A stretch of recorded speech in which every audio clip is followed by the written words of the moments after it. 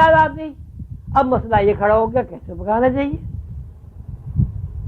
اس نے مٹی کا توا بنا, پہلے مٹی کی ایک رکابی سی بنائی, اس کو پکایا بھٹی میں وہ توا بن گیا, نیچے آگ جلائی اور اس کے اوپر جب روٹی ڈالی تو روٹی پک گئی.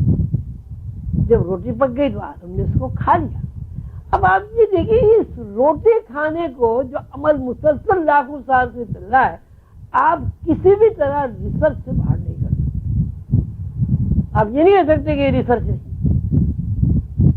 یہ ایسا پروسیس ہے کہ جو مسلسل وقفے کے ساتھ, اب یہ آپ ہم نے یہ بات کر لی صاحب آٹا گوند یا روٹی پکانی, ہو سکتا ہے کہ آٹا گوند کر روٹی پکانے تک آدم کو 1000 سال لگے ہوں, 10,000 سال لگے ہوں, 1,00,000 سال لگے ہوں, اس کے بارے میں کچھ نہیں کہا جاتا. اس لیے کہ ہمیں تاریخ پہ ہماری نظر جاتی تو وہاں کہتے ہیں آدم کو کچھ پتہ ہی نہیں تھا, جڑیں کھا لیتا تھا, بھیڑ بکری کی طرح پتے کھا لیتا تھا, کہیں سے کوئی پھل مل جاتا تھا وہ کھا لیتا تھا. اگر پھل زہریلا ہوا تو بیمار ہو جاتا تھا, اگر پھل کڑوا ہوا تو تھوک دیتا تھا, اگر پھل میٹھا ہوا تو کھا لیتا تھا. پھر اس کے بعد آدم کو ضرورت محسوس ہوئی صدر پوشی کی. صدر پوشی میں اس نے پتوں کو استعمال کیا, پھر کھال کو استعمال کیا, اور اس کے بعد آہستہ آہستہ ایک وقت ایسا آیا کہ وہ پتھر کے دور میں داخل ہو گئے. اس نے اپنی لیے جو ضروریات زندگی کے تقاضے پورا کرتی تھی اس کو پتھر کو استعمال کیا. ابھی بھی ایسے لوگ ہیں جو انسیولائزڈ ہیں کہ وہ اس میں پتھر میں بلم بنا کے اس سے مچھلیاں پکڑ دیں. لکڑی میں وہ پھل جو ہے اس کا بلم کی طرح اس کا بنا لیتے ہیں پتھر کا, اور اس سے وہ شکار کھیلتے ہیں, شیر کو بھی مار دیتے ہیں, ہاتھی کو بھی مار دیتے ہیں. پھر یہ آگ دریافت ہو گئی. اب آگ دریافت ہونے کا مطلب بھی آپ یہ نہیں سمجھیے کہ خام خواہ آگ دریافت ہو گئی, اس کے پیچھے بھی ریسرچ ہے. تو یہ میں کہنا چاہ رہا ہوں کہ یہاں انسان فطری طور پر ہر انسان سائنسداں ہے, ہر انسان کے اندر ریسرچ کرنے کی اللہ تعالیٰ کی طرف سے صلاحیت موجود ہے.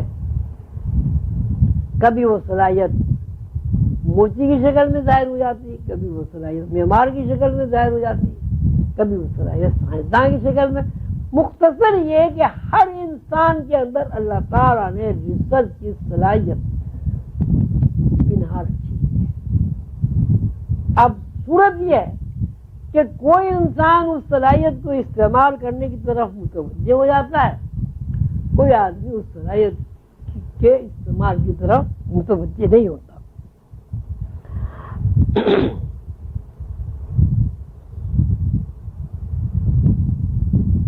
اس میں ایک بات ہی لکھی ہے, اگر کوئی شخص صلاحیت کو بیدار کرنے کی طرف متوجہ نہ ہو تو وہ کامیابی حاصل نہیں کر سکتا. توجہ ارادی ہو یا غیر ارادی, اس کا موجود ہونا ضروری ہے.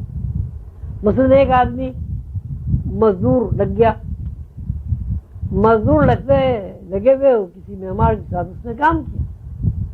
آپ نے دیکھا ہوگا کہ مزدور بہترین معمار بن جاتا ہے.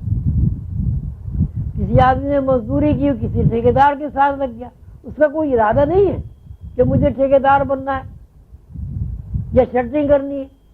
وہ جب اس کی طرف متوجہ ہوا غیر ارادی طور پر بھی, توجہ جب اس کی مبذول ہو گئی تو اس نے وہ صلاحیت کو بیدار کر دی.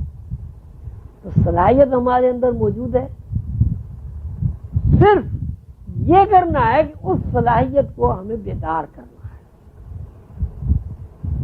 اور صلاحیت کو بیدار کرنے کا طریقہ یہ ہے کہ اس صلاحیت کو استعمال کرنے کی آپ کے اندر طلب ہو, اس صلاحیت کو استعمال کرنے کا آپ کے اندر ذوق ہو, آپ کے اندر شوق ہو, اور آپ کے اندر ایسی خواہش ہو کہ جو خواہش آپ کو اسی صلاحیت کو بیدار کرنے کے نقطے پر ہر مرکزیت کے اچھا مصور بن سکتا ہے. کیا آپ یہ کہہ سکتے ہیں کہ ایک موسیقار بغیر ریاضت کے موسیقار بن سکتا ہے؟ کیا آپ یہ کہہ سکتے ہیں کہ ایک بیمار محنت کیے بغیر، تجربہ کیے بغیر، مشقت کیے بغیر وہ بیمار بن سکتا ہے؟ کیا آپ یہ کہہ سکتے ہیں کہ کوئی بچہ بغیر توجہ کیے اسکول سے میٹرک کر سکتا ہے، بی اے کر سکتا ہے، ایم اے کر سکتا ہے، پی ایچ ڈی کر سکتا ہے؟ ہر آدمی بی اے ایم اے ہو سکتا ہے، لیکن اس کے لیے ضروری ہے کہ وہ اس صلاحیت کو بیدار کرنے کے لیے ذہنی توجہ صرف کرے. جس طرح اور علوم و فنون سیکھنے کے لیے ذہنی توجہ کا ہونا ضروری ہے، اس طرح روحانی علوم سیکھنے کے لیے ذہنی توجہ اور ذہنی مرکز جو ہے ضروری ہے. روحانی اساتذہ یہی بتاتے ہیں کہ کوئی بھی علم سیکھو اس کے لیے ضروری ہے کہ آپ کا ذہن اس طرف متوجہ ہو، آپ اس میں ذوق و شوق کا مظاہرہ کریں، آپ اس میں وقت لگائیں تو وہ علم آپ کو حاصل ہوگا.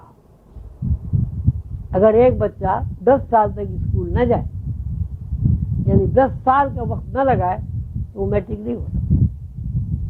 اسی صورت سے اگر کوئی روحانیت سیکھنا چاہتا ہے اور وہ اپنا وقت اس میں صرف نہ کرے، کم از کم میٹرک کی طرح کرے، تو وہ روحانیت نہیں